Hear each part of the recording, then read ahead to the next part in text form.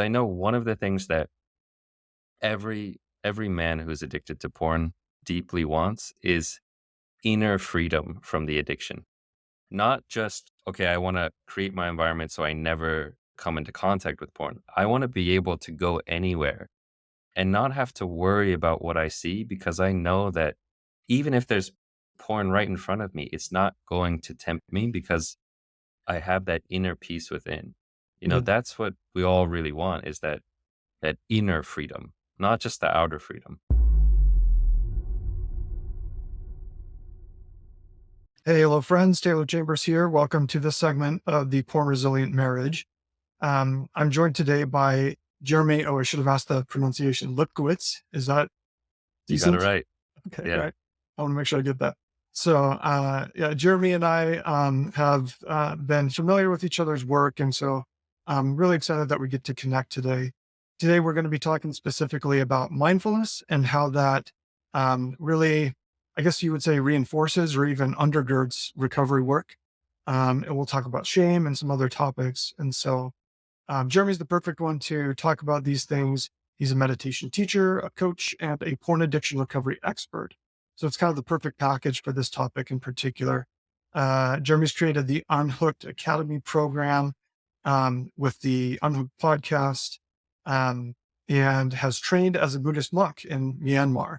And so um, I was telling him I'll have to get some training tips in a year or two when I'm ready to go on a retreat or something like that. We were talking about how does one get into this? So, and then as you would imagine, anybody who's got a background like that is also going to be, pursuing high end academics, right? So genetics and genomics degree on top of it all. I found that there was this really interesting combination. It seems like people are kind of either in the academic world or the spiritual world. Um, or I shouldn't say it that way. I should say you kind of like go deep into either university or a monastery. But for somehow you found a way to do both, which is pretty cool. So, did I miss anything with the introduction? Anything else that you want to throw out there, Jeremy? No, I think you nailed it. Okay, perfect. All right. Okay. Well, so many questions. I'm really curious about your story, but we're going to have to shelve that a little bit because the meat of what we're going to talk about today is mindfulness, and it's become um, in psychology, we've really picked it up recently. I mean, it's ancient, right? Thousands of years old. And, all of a sudden we realize that it matters in kind of a scientific and psychological way. And in fact, a lot of addiction programs have really integrated it as well. But a lot of times the way I see it, it's kind of like an add-on or a supplement to it. And I feel like the field is still figuring out how deep this can really go and how vital it is. And in many ways, it's kind of a contrasting philosophy to what has really driven addiction frameworks and so forth. Anyway, so let me get after how is it that you see recovery and mindfulness coming together, and why are they so important to keep in mind together? Yeah, well, mindfulness in my eyes is just such an important thing for being a well-rounded human, Mhm. for all the different ways that we might want to grow and be wise and compassionate and skillful in our actions. Mindfulness is really about awareness and giving you the choice in how to choose how to live your life. There's this quote that I love. It comes from the work of Viktor Frankl, who wrote Man's Search for Meaning. He was a Holocaust survivor. And he has this quote that comes from his work that says, "Between stimulus and response, there's a space. And in that space is your power to choose your response. And in your response lies your growth and your freedom." Mhm. So it's this idea that between something happening and your response, there's actually a space there. But for most people, there's actually that space is very small and it's more like a reaction. There's a Mhm. stimulus and then some immediate reaction, habitual impulse. We just get pulled into it. But in reality, there is a space there. And in that space, we actually have the opportunity to choose how we want to live. So let's say we see some porn pop up, the immediate reaction might be from the primal part of ourself to click on it and to dive in mm, and to look, right? But we actually have some space there where we can say, is this how I want to live? Do I want to make this decision? And mindfulness gives us access to that space. So that's one of the most important ways, is that it just gives us a choice. We have more awareness of what's going on. A couple other ways. The thing is, for me, mindfulness has so many benefits. And so I couldn't actually, we would be here for an hour if I wanted to tell you about all of the ways it helps. right. But one of the other important ways is that it helps us, a lot of addiction is, it feels like you're getting hijacked. Your Right. brain is getting hijacked by this addiction. And on a very neurological sense, that's true. There's something called the amygdala hijack, which is the amygdala, which is the fight, flight, or freeze response, takes over the brain, Mm, down regulates the prefrontal cortex, and just makes us want to fight or run or grasp after something. And mindfulness helps us prevent our brain from getting hijacked. We can actually notice when we're about to get taken over by some strong emotion, whether it's lust or anger or sadness or frustration. It also helps us unhijack the brain once we're hijacked. mm, So it can actually reactivate the prefrontal cortex. It kind of brings our brain back online when we're hijacked, and can downregulate our the amygdala response. The third way I'll say, and again, this is just one, three in a long list of things. A very important component of mindfulness is something that we call equanimity. mm, And equanimity is this quality of mind that is grounded, even in the face of something unpleasant. If there's some unpleasant emotion, we don't have to run away from it. And if there's something pleasant in our experience, some sugary delight or porn, we don't have to go grasping after it. We can stay grounded and balanced and centered. And that's a very important component of mindfulness, the equanimity. So those are just a few ways that mindfulness really helps, but it's really just so important for everything. yeah, right. Well, exactly. Because, and as we're talking, it's clear that for you, this is a whole lifestyle, and there are so many different principles around mindfulness. Personally, for me, it was one of those things where, I heard about it in grad school and it was interesting, went on with more like solution oriented kinds of approaches. And then came back to it kind of in a time of need where like life didn't feel steady. And I was like, okay, let's look into this. And I got some more knowledge and started practicing. Um, and it's interesting because it's one of those things where you just don't stop finding the depths, right? There's always something more to learn out of some of the basic, premises of mindfulness. Or by practicing mindfulness, there's always something more that you could observe or, gain insight into. Um, and so, yeah, I really hope that for our discussion, some viewers have zero knowledge, and this is going to be an intro. And then for some, they're gonna have some experience with mindfulness, and I don't doubt that reviewing and going back over it can really help them find where's the edge that they haven't yet developed with their mindfulness skills. So, but Yeah. with that being said, how does one go about developing this mindfulness, that space in between stimulus and response? Yeah. In order to answer that, maybe I'll share one more component of why I think mindfulness is so important. Yeah, And this is just, it is the foundation of our mind. Like, one of the things that really turned me on, as you said, my background is in the sciences, and then I started getting really into spirituality, and it's kind of a blend of these two. And I had always been a little bit allergic to anything spiritual. I always thought it was a little bit of nonsense and right. fluffy stuff. And then I remember reading this book on neuroplasticity and understanding on a very real sense that mindfulness is essentially training the mind in skills that are important for happiness, for fulfillment, for connection. And one of the quotes that really turned me on was this quote that neurons that fire together wire together. And there's the idea that the more frequently we use certain neural pathways, the more frequently we think certain types of thoughts, the stronger those connections become, the Mm, stronger those pathways become. And so if we're constantly thinking thoughts of lust, or craving or desire. We're, in a very real sense, strengthening those neural pathways.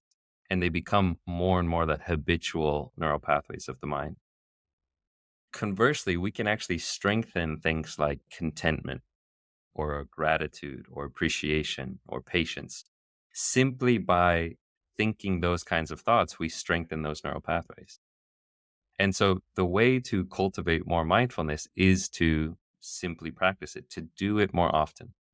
And so to learn it, I mean, there's so many avenues now. There's different meditation apps. You can go and do meditation retreats. As a part of this summit, you get free access to my Mindfulness Made Easy course, which is a 14-day training guide. So there's no excuse these days to not know mindfulness, right? It's like Yeah, it's everywhere. it's out there. But Yeah. you just have to do it. And you have to practice consistently. Like if you want to be better at playing basketball, you can't just watch a 1 hour video and say, okay, I watched a 1 hour video and now I know how to play basketball. You have to Mhm. get onto the court and practice and put in the hours. And it's the same with mindfulness. You simply have to sit down and observe what's happening in your experience. And there's so many misconceptions around mindfulness and what it is. A lot of people think it's blocking out your thoughts or achieving this state of complete nirvana. There's so many misconceptions, and this is Mhm. one of the reasons why I created the course, is to dispel some of those misconceptions. But really, at its core, it's about sitting down and observing your experience. What's happening in your body, what's happening in your mind, and what's happening in the environment around you, and with a particular quality of attention. So it's not just a cold clinical observation, there's a gentle curiosity to your experience. And that's very important because it's actually cultivating some things that we need, like this non-judgmental awareness, the Mhm. equanimity that I mentioned before. Yeah, I love that description. I think that we can get caught up in maybe two things. Either we bring awareness to it with that judgment of like, Hmm. I know, like I'm lusting, it's causing me suffering. I get it, right? And there might be this resistance inherent in how we're observing. And so it's not just taking a look at what's going on, but you're saying, how did you put it? There's a quality to our observation, right? A Yeah. tone with which we observe. Um, and then with awareness, I think a lot of times, I've had clients in the past that, awareness feels like knowledge. And so again, when they know something, it's like there's no more curiosity. Like, I got it. It's Mm, because of my unmet needs from childhood, and now that's what's mm, causing the cravings or whatever. And then it's like, okay, I figured that inside out. Now what's next? And so a lot of times there's ongoing searching for like new information rather than kind of being in the present moment and kind of really curious about how this moment is showing up and how these needs feel, and so forth. Um, but yeah, I love that emphasis. It's just something that you do it over and over and over again. It's not something that, great, I've achieved awareness now. You know, now I can use that knowledge to squash the feelings or something like that. yeah. So, And I want to just pick up on that point that you mentioned around the quality of the non-judgmental awareness, because it's so important that, as you say, a lot of times when we start bringing some awareness to what's happening, especially around addiction, mhm, there can be a lot of self-judgment and self-hatred. Let's say we're seeing some repeating pattern of lust or acting out. And let's say you become aware of lust, and it can be this real judgment of, oh, lust is here again. Oh, I'm such a failure. I'm not meditating right. correctly. And that just exacerbates the addiction and it exacerbates the lust. And instead, with mindfulness, I try to coach my clients to get to this place when they notice lust, to just have a very calm, gentle voice saying, oh, there's lust again. Mhm, Or, even one of the techniques I like is to say, my old friend lust. mhm, It's this very inviting, accepting, open awareness in it that makes space for any experience. And ironically, that is one of the things that's been shown to help overcome addiction, is a more accepting approach rather than yeah. suppressing the lust or desire or the addiction, to just say, oh, this is here right now. What do I want to do with this energy? Yeah, absolutely. It feels gutsy because, I think most of us grew up with kind of this notion of like, even my daughter will sometimes like, I don't know. I mean, I suppose she got it from my wife and I, but I don't know that I taught it directly. She's like, please help me not have bad thoughts. For her, of course, she's Mm, not thinking sexual at her age. She's thinking more like creepy, scary thoughts from the stories that we, read or that she saw in a book or something like that. hmm. And, uh, and so there's something so natural about that. But what you're describing is like, um, settling with its presence, like being okay with the fact that lust or fear or whatever it might be is showing up in this moment. And that's a pretty radical departure from our automatic conditioning, I feel like. 1,000%. It is. Mm, It is in some ways the most radical thing, and this is why my life changed 180 degrees when I learned about this. mhm, Because mhm, my whole life I had been chasing after pleasure and running away from pain, running away mhm, from anything unpleasant, whether it was an unpleasant body sensation, an unpleasant emotion, and running, chasing after anything pleasant. And that's in many ways what addiction is I don't want to feel this pain. I want some pleasure to numb me out, right? mhm, And that's many people's strategy for life as well. But with mindfulness, it is this radical new strategy of saying, this is just unpleasant. It's just an unpleasant emotion. I don't need to run away from this. I can actually be at peace in this moment, even if there's some sadness, even if there's loneliness. I can just be here with the loneliness. And I can be in the presence of something very pleasant, but I don't have to grasp after it mhm. and try to cling to it and have it and achieve it, because both of those states are suffering. Yeah. So, as you mentioned earlier, like this is more of a lifestyle for me. 100% it's a lifestyle. It's a lifestyle of noticing where there's suffering and noticing the pathway to fulfillment or to inner peace is through letting go of that grasping and that aversion. Right. Yeah. Absolutely. I love that. In fact, this has been top of brain recently because even this morning, I'm drafting up an email, and hopefully I'll have it done by my the deadline of Wednesday.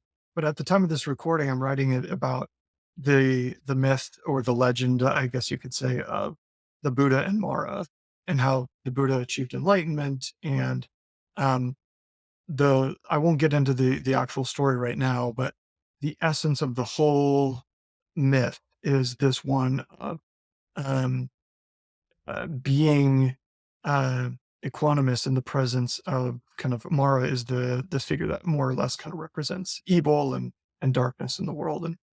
And just as you said that, my old friend, lost or something like that. In many accounts of this myth, the Buddha is just saying, I see you, Mara, right? Like it's Hmm. kind of this recognizing, and there's not resistance, nor is there like kind of playing into the energy that's presented. And so Yeah. it's being able to kind of find that immovable place where you can remain while the things are being experienced and you're observing them. So anyway, yeah. Yeah. And it's such a powerful story. I love that story because it's like Mara sent these armies of Hmm. violence and also sent these like lovely, beautiful women to Hmm. seduce the Buddha. And as you say, the Buddha's just like, I see you. And Yeah. once you see it, it doesn't have power over you. Hmm. And it's about cultivating that like sanctuary within yourself, that power within yourself. Hmm. Because I know one of the things that every man who's addicted to porn deeply wants is inner freedom from the addiction. Not just, okay, I want to create my environment so I never come into contact with porn. I want to be able to go anywhere and not have to worry about what I see because I know that even if there's porn right in front of me, it's not going to tempt me because I have that inner peace within. Yeah. That's what we all really want is that inner freedom, not just the outer freedom. And that's Absolutely. what this is about, is cultivating that inner freedom. Yeah. Yeah. Cool. I'm loving this. Yeah. So, that kind of inner freedom, I agree. I think everyone really wants that. And yet I think a lot of times it is, the banner is taken up, like, I will be so on top of it, I'll be so righteous, I'll be so pure or whatever, that those things just won't assail me. And that's Mhm. kind of, that's the version that they might look toward. And so the invitation here is like, well, consider what it would be like to, abide in the presence of lust without Yeah. necessarily getting hooked, right? And that's going to be a really important Yeah. consideration. And that's just one little tip that we can give people right now is like, Yeah. if lust comes up in your experience, it doesn't mean that you're a failed, porn recovery person. Lust will continue to come up. And the question is not like, does it come up or not? It's just, what do you do with it when it does arise? Hmm. And does it take control? Does it hijack the bus and start driving for you? Or do you have the presence of mind to notice it and just say, oh, okay, lust is here. How do I want to act on this energy? Yeah. Do I want to go down this rabbit hole of opening up Pornhub, or do I want to, sit with this emotion or channel it into the gym or into my career or into my relationship? And so it's again, it gets back to that judging yourself thing. I see so many people when they feel something like lust, there's so much self judgment, but just to let go of the judgment and say, oh, okay, this is coming up right now. Absolutely. Um, well, let me shift this to the experience of shame, because that's kind of what you're talking about right now. Just like, Hmm. oh, this thing showed up. And then all of a sudden we assign some meaning to that. That means something like, suck, or, I'm a loser. Why would I be susceptible to this? Um, so what are your thoughts on shame? I know you introduced me to a phrase that I don't fully understand yet, which is the two guardians of the world. And so I'm really curious to kind of unpack shame from whatever this might involve. Yeah. I love this topic of shame because it's both the thing that keeps us trapped in addiction, and it's also, the doorway to freedom. Mm, Um, and it's such a misunderstood topic that I like diving into it because, we should start off by saying toxic shame is very unhelpful. Toxic shame, this feeling like, oh, I'm broken. If people knew what I did, that they would kick me out of the tribe. That kind of shame, which causes us to isolate, to run away, to act out even more, is one of the things that keeps us trapped in addiction. mhm, And so it's very important. And this is why we can talk later about community and the importance of community. But learning how to let go of toxic shame and let yourself be seen as you are, with all the pros and cons and the faults and everything. And letting go of shame, particularly sexual shame, learning how to embrace sexuality is really important. But at the same time, sometimes shame gets demonized a little too much. And we say, okay, shame is completely bad, let it go.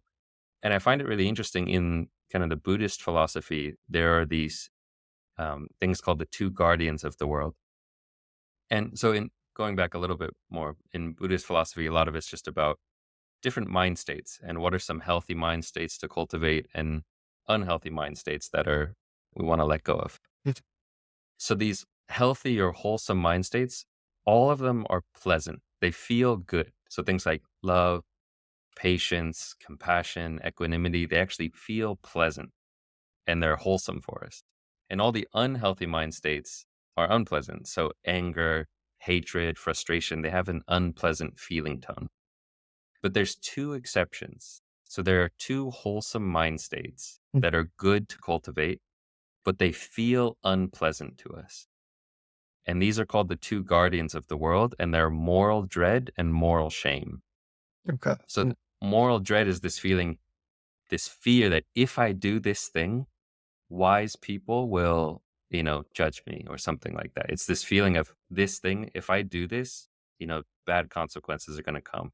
That's mhm, moral dread. Moral shame is I've done this unskillful thing, and wise people, will think, lowly of this thing. So that's that moral shame. And in my eyes, it's a healthy shame. So I like to delineate between toxic shame and healthy shame mhm, because we need that quality of healthy shame. We need this corrective mechanism to protect us from doing unskillful things. If we've harmed someone and we're feeling the shame of that, we're feeling like, oh, I've done this harmful thing. That is actually a protection. It keeps us from doing it again. Right. And so we don't want to throw away that bad feeling. We want to actually learn from it. And we want to say, hey, yeah, I did act unskillfully. And it does feel bad. It feels heavy on my soul that I've acted in this way. And that is a guardian. So those two are the guardians of the world. It keeps us from doing unskillful things. And in her book, um, Dopamine Nation, have you read Dopamine Nation by Anna Lemke? No, I've heard of it. I've heard it Okay. referenced a lot, but I haven't read it myself. Yeah. So she's like a Stanford researcher. She studies dopamine, studies addiction. And in the final chapter of the book, she talks about shame as well. And she touches on it in a similar way. She talks about, again, toxic shame versus pro social shame. Mhm. And pro social shame is the kind of shame that we feel in a healthy way, but it makes us still want to connect with other people. So, for example, in my Unhooked community or in any kind of men's group, you can actually share something that you're ashamed of, but you can be seen and validated by the people in your community. It's a Yeah. safe space to share it. And so I just like to emphasize that because a lot of people will throw out shame completely. You go either one extreme or the other. You either completely shame everything. Oh, I'm such a bad person. I can't believe I watch porn. I'm horrible. Or you throw it out completely and say, well, shame is just bad. You shouldn't shame anything. But there is a sweet spot. You want to let go of the toxic shame, but actually use that healthy shame, to say, hey, I actually did do something unskillful. I did do something, that caused harm to myself or to other people. Mhm. And I want to use that feeling, that, painful feeling to protect myself from doing it again. Mhm. So those are the two guardians of the world. I love it. Yeah. Well, anytime we get to add, phraseology like that, I'm down for it. I like that anthropological, the philosophical stuff. But yeah, I think that's really wise. I remember there was a point in my journey where I got kind of my I guess I would say uh my first round of really taking a look at shame and what that felt like and how it was affecting me. And, very much through a lens of Brene Brown's work, which I think is actually quite solid. But my initial interpretation was kind of like how I was pursuing lust and unwanted sexual behavior, which was like, okay, the goal is never again. And Mm, so toxic shame is bad, just like porn is bad. Let's make sure those don't ever show up again. And um, it was not a a sustainable mission. So I failed the mission. And um, her terminology is shame resilience, and so I think there's something much more about like how do we feel that and work through it and come back from that. And it reminds me of like we really appreciate those people who can call us out on our crap mhm. and to kind of have that voice, but it's got to have that tone of respect and gentleness. At least for me, and I think for almost everyone. And so it's kind of that fine line between uh, criticizing ourselves, incessantly, which many of us do, and you know, endlessly self-justifying and letting ourselves off the hook, which I think is how many of us start our self-compassion work on accident. Um, but yeah, when we can really find like there's a version of this that's not helpful, but I don't want the whole thing to go away. I want to be able to work with this emotion and allow it to do its thing that it's trying to do with me. So Yeah. yeah, it is framing it as a guardian. Feel like is a really really important framing. That seems really cool. Yeah. Now you mentioned community as part of this. This helps reduce the shame. And what other ways are like community or relationships really important or involved in the recovery process? Addiction thrives in isolation. It thrives in these dark corners of our soul where we feel broken, we feel alone, and we want to just run away from everyone and not be seen, right? And so if you can be in community. It's one of the most powerful healing things, getting out of that isolation. Because one of the things it does is it helps us heal that shame. Shame is this feeling like I'm broken, and if I'm seen for who I really am, I will be unloved, I will be kicked out. It's related to that imposter syndrome also. Um, so being in community is just really powerful for healing shame. When if you're in a type of community, in an intentional community, maybe it's a men's group or support group, where you're actually asked to be authentic, to be vulnerable, to be yourself, to bring the things that scare you, not just to be in community and have this facade of perfection in front of you, but to actually show up fully. And so one of the things it does, it helps you heal that shame and be seen. The other thing, as you mentioned earlier, it's like it's a great place to have people who are wiser than you call you out on your bullshit. Mhm. There's almost nothing better than having someone you kind of like respect and look up to just call you out on something and say, "Hey, I see you doing this thing. What's behind that?" Yeah. You know? And we need that. We've lost that in many ways in our very secular society. There we used to have different kind of rites and rituals and initiations and ways of being held by elders, but we don't have that anymore. And so being in community, finding it somehow in a real community where you are being held accountable and you're being held to that higher standard and you are being mentored is just so powerful. Mhm. Yeah, absolutely. That kind of accountability is, um, oh, I don't know. I think, well, I don't know if this is true. I guess I was going to say that that's pretty rare these days, and I think it is. But at the same time, um, I feel like there are countless, numerous, groups associated with this idea of like, hey, we're going to come together, we're going to be real, and so I do think it's accessible. It's something that can be found. But I think kind of our default, we go to high school, we're not going to necessarily find it there.